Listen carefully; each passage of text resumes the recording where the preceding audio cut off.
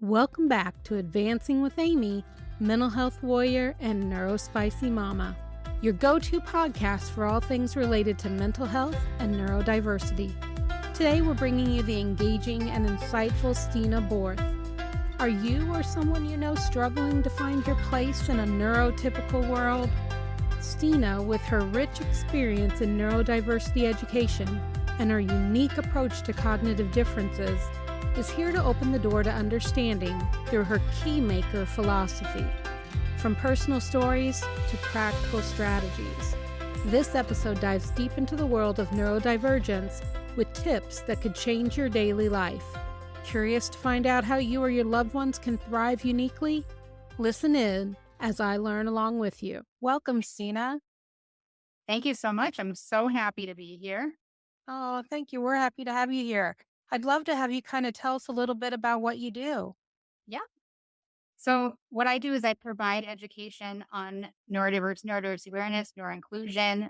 And really what that means is I work with folks that are interested in understanding how the cognitive differences manifest within themselves and those around them, and how we can amplify that for the highest level of productivity, success, and really feeling like you know how to shine and you know how to, if you're a student, this is how I work and this is how I need to study and this is how I'm best supported. And then you have the language to communicate that out. If that means that you are a professional, that you know how to support yourself at work and then also advocate for yourself and communicate that to your supervisors. So it's a lot about understanding your nervous system and balancing that and then really honoring that when it becomes overstimulated or understimulated, and knowing the strategies that you can use on a daily, weekly basis that are proactive to keep that in balance. Because that happens.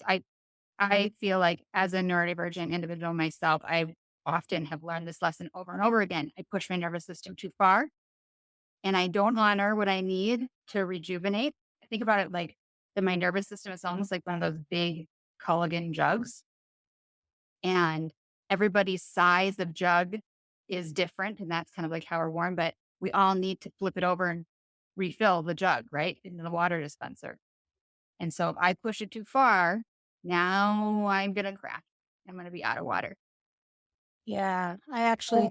I'm neurodivergent and I have a teenage daughter who is, and I know she will get pushed past the point where she wanted to go, and then it's hard to get back. It is really hard. Yep. Yeah. And even then knowing, so a lot of the education I do working with either one-on-one or in groups in all populations is what do you do then when you're like, oops, shoot. I know this up here, but I didn't put it into practice this week or today. So now what do I do to bring So what do myself you back? do? What I do for myself is I often will do some sort of reset. So tapping, breath work, hot and cold works really well for me and a lot of my clients, folks I work with. So even if you can't jump in the shower and do a hot and cold reset, run your hands into the water in the sink. That's one I have not heard. I had not heard of the tapping one either. Those are Yep. great. Tapping, you can do it on the collarbone. You can, and have a whole, I should send you this resource too. The cheekbone on the side, the one that makes me kind of weebie but it is right underneath your armpit. There's a spot Okay. too. And then, weighted blanket. I have a favorite of mine that's knitted that I just really feel that pressure is helpful as well. It just kind of gives me that safe, like, okay, Well, breathing it out. But it's knitted. So it's like big loops that come together that are weighted, but doesn't hold the heat in like so many of those. oh, yeah. Oh, That's yeah. wonderful. Where Or did you even get things that? like go to the Amazon. Oh, It I was gotta just look. Amazon fine. And I got it. I got it in two different weight amounts because I was trying it out for clients. And I never recommend anything for clients that I don't try out myself first. Right. Because sometimes, it gets on a reel and it's the cool thing. But um, the other one that I really recommend are those little earbuds because I myself am a lot of mental energy is depleted through auditory stimulus. Are So they better than the Sorry, are they better than the headphones?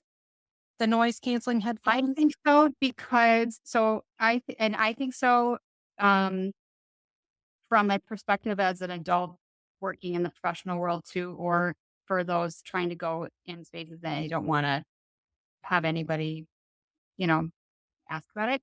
So what's cool about I've got these ones that are adjust and you can't really they just, Oh, yeah. you know, and these ones you just twist and it'll change the level of how much is it's blocked out. So you can leave them in and twist it in for conversation. But the other thing is that they have different like some of them I had a pair at one point that was gold and people thought they were just cool earrings. They also look like earbuds. Yeah. So that's great. I'm going to get my daughter some of those because she travels on a bus for debate. And Yep. it's so loud that when I get her off the bus, she's in tears.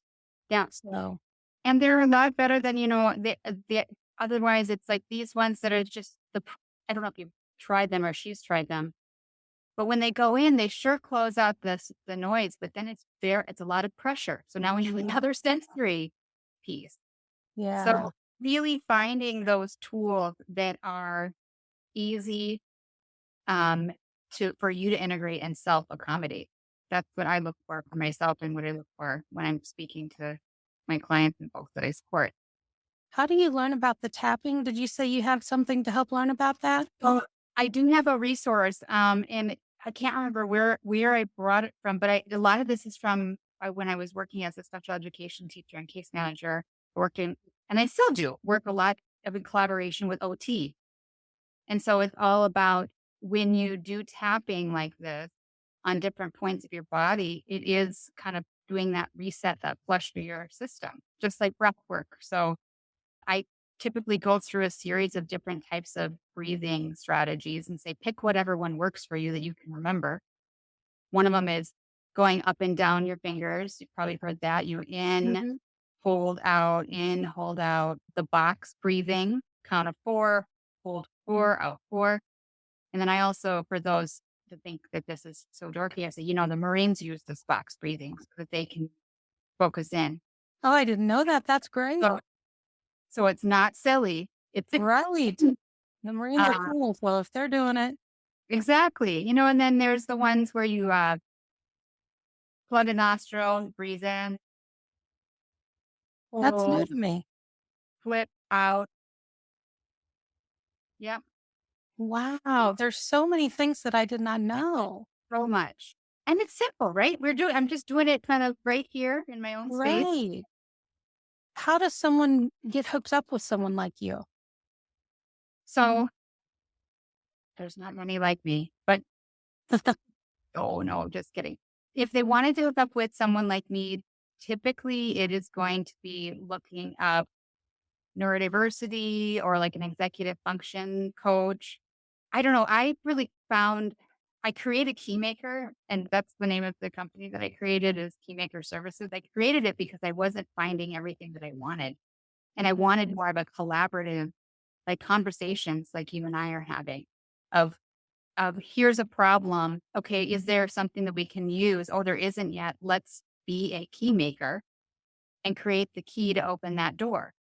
And I really found it came from because I was working in school systems. I was working in more structured environments where there's such a protocol and we had to get to a crisis before we did anything to intervene. It broke my heart. I didn't have the ability to stop to do that. So I started just doing it as kind of I'll do this for a bit. And then it started building and building. And I started realizing there's a lot of people like me. There's a lot of people like the students that I've been working with.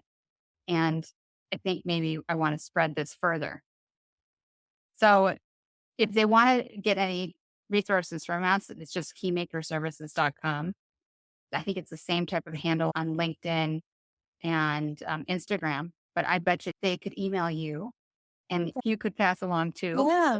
But it's just searching for anybody that has a neurodiversity background, neurodiversity awareness. And I have a network of folks too. And then looking for those executive functioning skills. You could look up tapping strategies. Everybody has their different combo. I just always look at, you know, I try to become the person that I wish I was, that I wish was there for me in seventh grade. Right. Yeah, my daughter's in ninth grade and we've tried traditional therapy and it's really, I hate to say it, has not been very helpful. No. And I have had several clients that have kind of said, checked out and said, oh, well, you know what? I'm going to go try and do therapy for a bit. And they ended up coming later back because my background's in education. It's all about doing. Right. Yes, we use the information and your feelings and and all your experiences. We co-process that and we use that to inform our decisions. But you really need training on how do I do this differently? What can support me better? And that includes understanding what areas of executive function are impacting me the most. What's in the emergency room that needs help right now? Is it my attention? That I've never done attention training. I don't know the difference between sustained, alternating, or divided. And I have no idea how to bring my intrusive thoughts that are, I'm really trying to do my work. And then something pops up. I wonder what that movie is. Oh, I got to look this up. And it's so persistent. Mhm. I have a pathway established in my brain to put it somewhere so I can keep going on the task I'm trying to. Or is it, I really struggle with, I have such a fight or flight activated because I haven't developed my emotional regulation skills. My nervous system is always on the edge, right? Yes. Or is it also, it could be social. When we think about, I think a lot of times we think of neurodivergence and we think of social skills, and we only put it into a certain one label, one category under neurodiversity. But I have found in my own journey and with clients, there are many labels that go under neurodivergence that have a need for social skill development and help with that. Can you explain that a little? I'm not sure I'm following. So I think traditionally we often think that teaching social skill, and this is something that I experienced when I was more in the special education setting of Mhm. being an educator, is that we thought that only goes if you have an identified disability that social skills automatically went with. Like it was stereotypical. Right. And what I have found is that when you are neurodivergent, your nervous system is neurodivergent. It's divergent. So you naturally relate with the world, including the people in it, differently. And if you are not seen as that, and you also feel like I'm different, but everybody must be going through this, but I'm not quite sure how to navigate this. Why is it that for me, it's, I can be very direct and sometimes things can come out and I don't know how to fix that. If somebody had never worked with me, if I had never recognized this is something that is getting in the way of me and my connection with others, where would I be left with? That basic human need, what we think of Maslow's, you have shelter and food and water. And then Right. really soon after that is belonging and connection. It doesn't just happen by looking around and observing. We're taught Okay. how do we relate with others? How do we develop relationships from someone that I just met at the coffee shop to a potential friend to a close friend? And how does that go? What can I Yeah, do? that's interesting. And I notice with my daughter, when she's with her friends, it's almost like, and she is, I'm sure, wearing a mask like they talk about, and she's putting on an act. That's why Yeah. she was so good in theater. Yeah.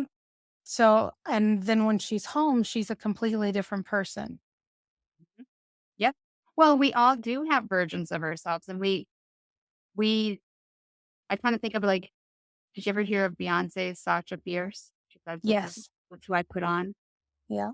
We all do create those for different situation scenarios, but it can be really exhausting if it's so much of the time and it feels like it's an obligation. I have come across some recent assessments and questionnaires and groups literature that has come out and what's really and used it with my clients because we know that those that are women, female, or women, the gender of a woman, and are neurodivergent, are socially trained to mask, and they mask much more.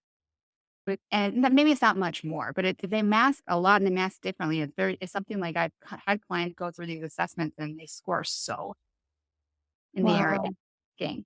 And to the point of, we were having a conversation in a group a couple weeks ago talking about, like, how do you not mask now that you've been trained so much to mask, right? Yeah, Well, what like, is that? and I don't know the answer to that. I think that it's all about really trying to pull those layers off, especially for someone like you and I are full grown adults and we've been masking our entire lives. Right. And so when you start pulling that back and you start rediscovering and deciding which part do I want to keep and which part was a mask and it's taking out my mental energy that I don't want, it would be really cool if individuals like your daughter that are younger get the support of not needing to put those masks on in the first place. They don't ever have to take them off and decide, Right.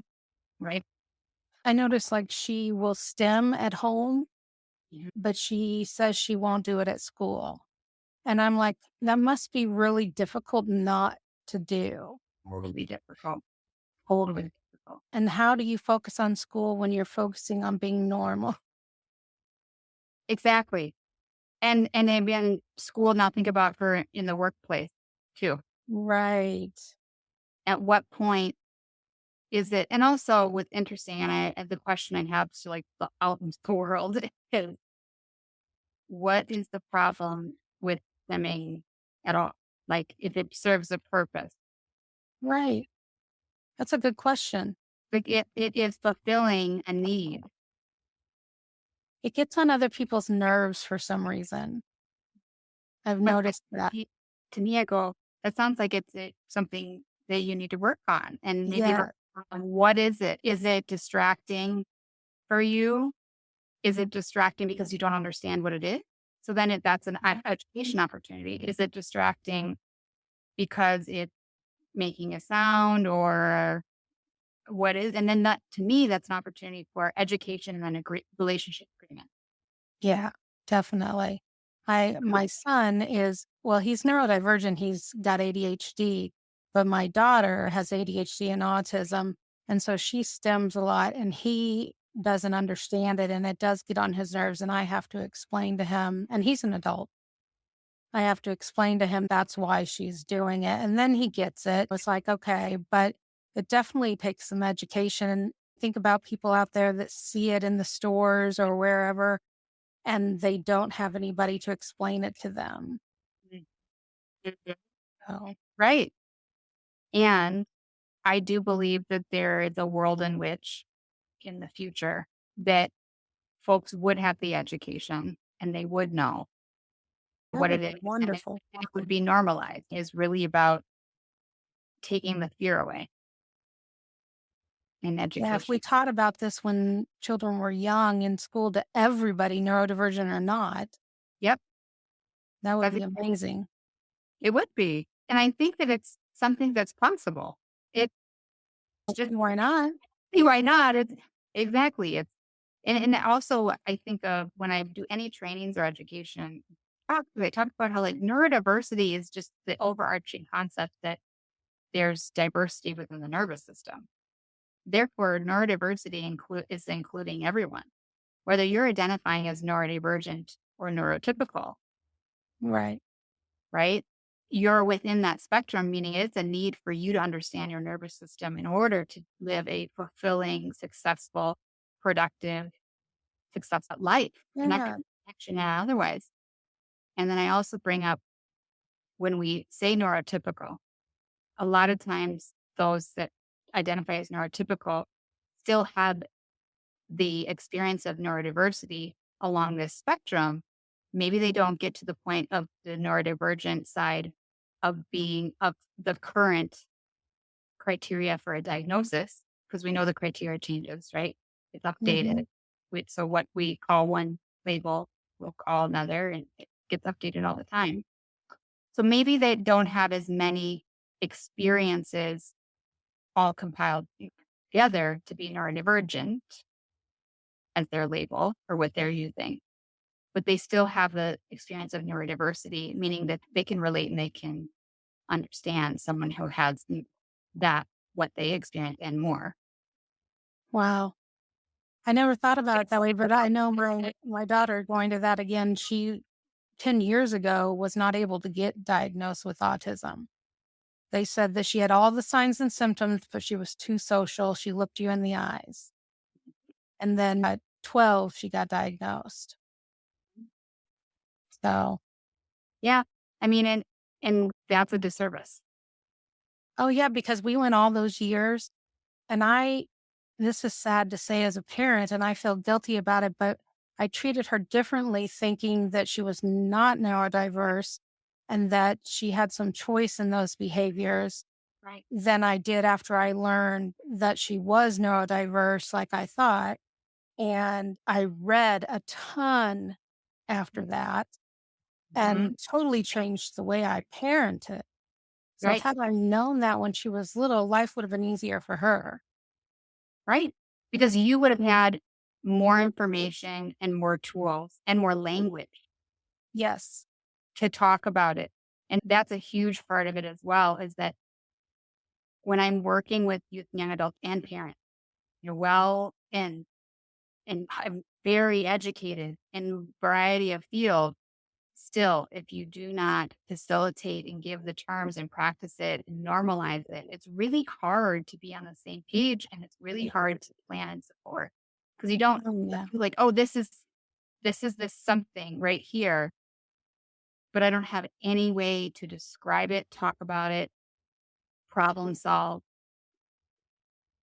Oh, yeah. honor, right? Like part of it also is validating, honoring, like this is your experience. This is really hard. That must feel really overstimulated. I mean, when was the first time you heard those terms? Oh, Stimulated, yeah. understimulated, and all that, or attention management, all these terms. I even use the terms and people, I say attention, I don't know, time awareness ratio is basically something that I strung those words together to describe how do we process time?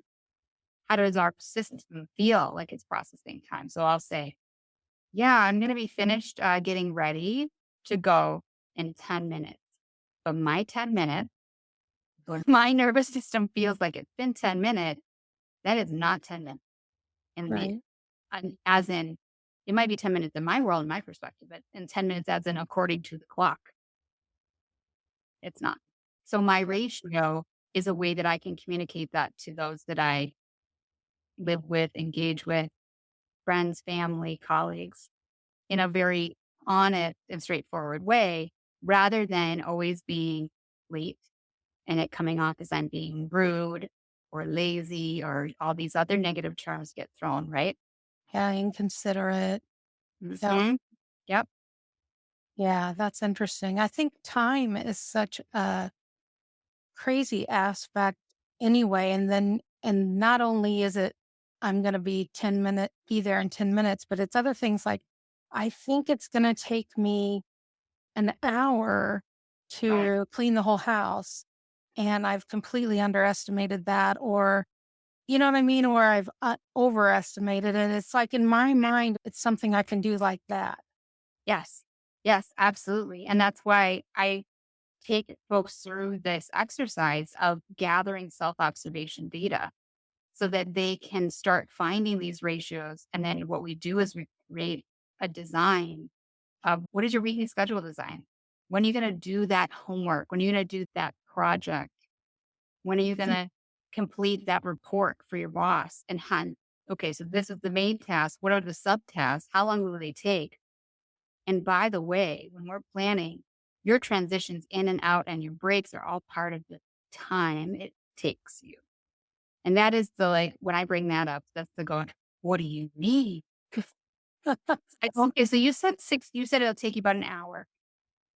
I said, how long do you think you can maintain focus? Well, probably about 15, maybe 20 minutes. Okay. So then every 20 minutes, you are realigning your attention. So that means that time is not producing something. So we're going to say within 60 minutes, there's an extra 15 minutes that's tacked on for redirecting your attention. And if you say that the whole project takes you 3 hours, you want to add that up and then make sure you're targeting the time of day that you're most productive. Like, Amy, do you know when you're like, I'm on fire, I can focus, I can pluck something out? Do you know that about Yeah, yourself? mine's like 6 to 9 at night. I'm wide awake and ready to go. I'm not a morning person. Okay, so it's 6 to 9. And so what you would do is you would plan those tasks that you've got to plug out, like writing out those amazing letters that you have and putting that analysis in. Anything that you have to produce, you do that then. And then anything that's more engaging, like a conversation like this, you would do that before or after because your attention is going to be left. Yeah. Right. And so it's helpful to have someone else to pull on and share in the burden of maintaining attention by having that input, output, input, output. What do you do to help people who need to focus on something? Because I know with neurodivergence, we don't like to focus on things we don't like to focus on. Right. So we have our interest and then we have our non-interest. Right. And those non-interests, they get avoided and put into like, what was it in? Because the holidays are coming up and Rudolph the Red-Nosed Reindeer, it's a misfit island of misfit island. But then, like, no, I will not do those. The strategy with that, the most effective way to manage it is for you to do, and I have one of these actually should send it so you could play with it and tell me what you think. It's a reinforcers, which basically these are sources of dopamine because dopamine is the chemical that allows us to focus, and serotonin, right? So this is what makes us feel good. It's also is what helps us focus and complete the task. Without those chemicals, there would be no motivation. There's no reward. So if we identify what's going to go in our bank of these sources of dopamine and serotonin. So is it I like a cup of coffee? I like to go outside. Is it I have a certain song? It can be an experience. It can be an item. And you can have a range of like high sources or low sources. And you want to put those during or after and make sure for the ones that are really tough, like that take longer, like doing laundry for me, that I just don't like it. Right. It's the step of now I've got to sort them and then I've got to wait for it in the machine. And then and not only do I have to wait for it, I have to actually remember it's in the machine, which is going to take that energy as well.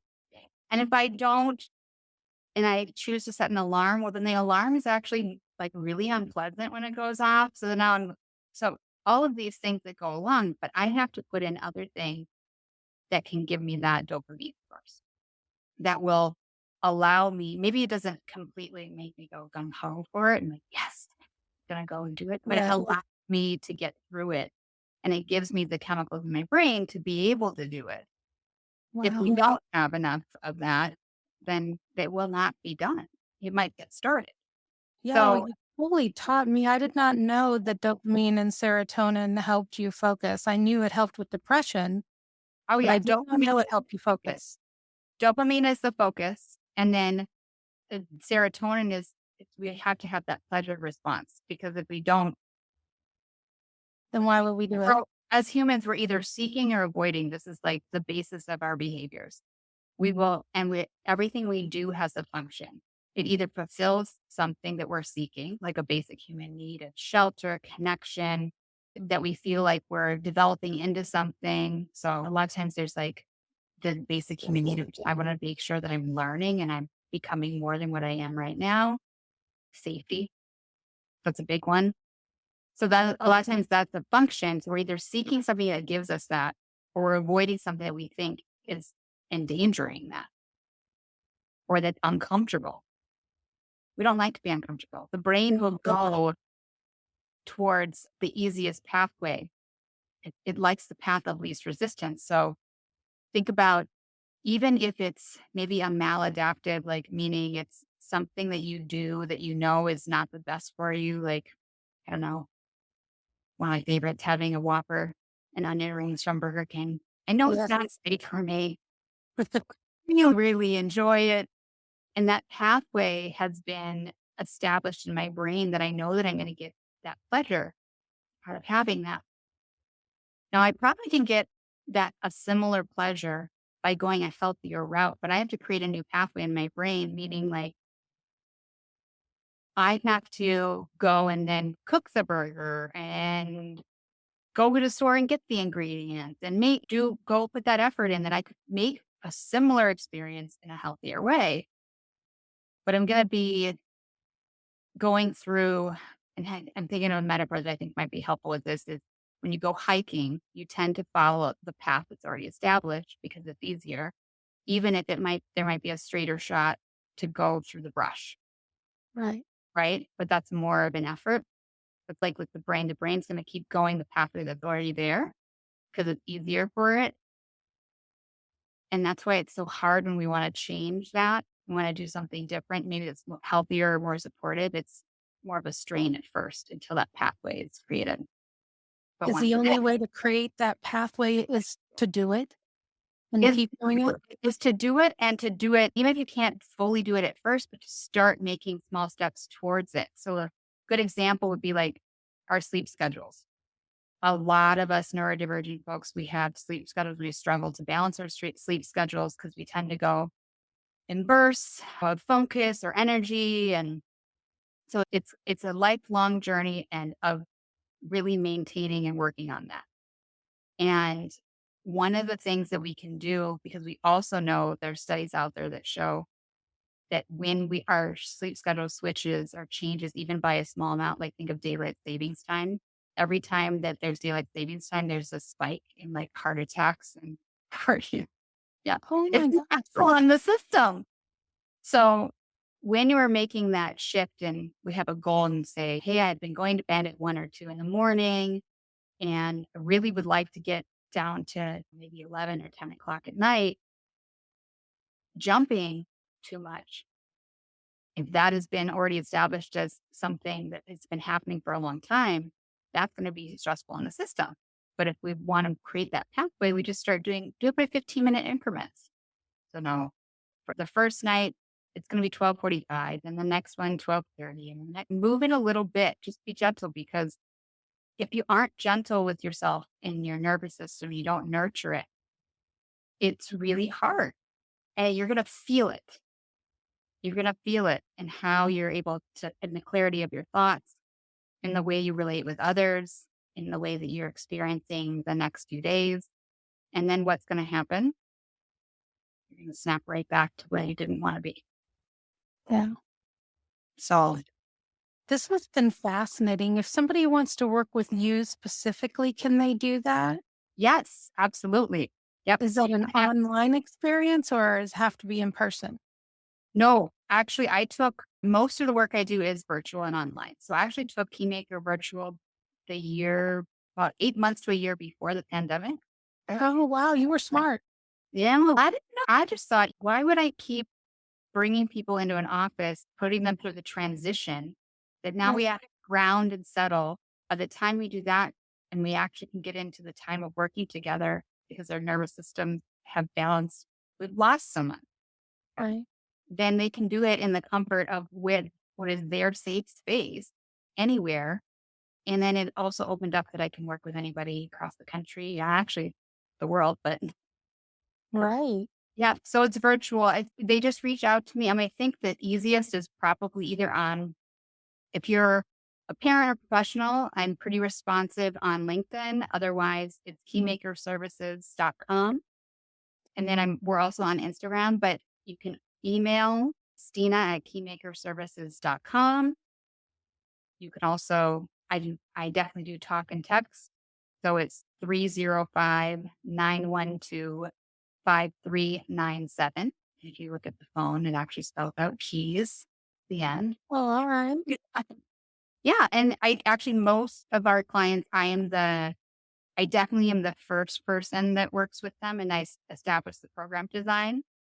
And then once we know specifically what area we're working on, if it's not my specialty, then we bring in somebody that it's that. So Like we have a specialist that works specifically with body focused repetitive behaviors. Yeah, like really, she's really great. And then we have someone that works on, we call it thought management training as well. So that's those thoughts. So when we have things that are along the lines of OCD or pure OCD type things, we do education with that. Executive function is my gig, my baby. I love it. I love training, educating, and working in that. And then we do a lot of work on emotional regulation and cultural build. That's wonderful. Sounds like you've got a great business there. Thank you. Well, we love it. Well, good. I really enjoyed this today. Is there anything that you'd like to, a thought or anything you'd like to leave our audience with today? I would love to leave them with, so the poem that my company's name came from, it's called Keymaker. And it is a story that talks about folks coming to a locked door and trying a key and then getting discouraged and they go, oh, it didn't work, walk away. And then it talks about how there's another group that will come up and they'll try to find the key. They'll look around, but if they don't find it, they'll walk away. And I encourage the listeners to be the third group of folks that when they come to that locked door and they can't find a key, that they go and they be a key maker and they make that key and to open that door. Very clever. I like that. Yeah. All right. Thank you so much, Stina, for joining us today. I really appreciate all of your time. Thank you, Amy. It's a pleasure. Thank you for tuning in to this fascinating episode of Advancing with Amy, Mental Health Warrior and Neurospicy Mama, where we had the pleasure of speaking with Stina Borth about the intricacies of neurodiversity and how understanding and accommodating cognitive differences can lead to greater personal and professional success. Stina shared valuable strategies such as tapping, breath work, and the use of sensory tools to manage and balance our nervous systems. Her insights into the importance of self-awareness and the proactive management of our unique needs were eye-opening. If you're interested in exploring more of what Stina has to offer, I invite you to visit her website, keymakerservices.com, where you can learn about her services designed to support neurodivergent individuals in thriving both academically and professionally. Don't forget to connect with her on LinkedIn and Instagram for more resources and support. Lastly, if you found this episode helpful, please share it with your friends and family. Let's spread the word about the importance of neurodiversity and the incredible work that Stina is doing. Thank you again for listening, and keep advancing, warriors.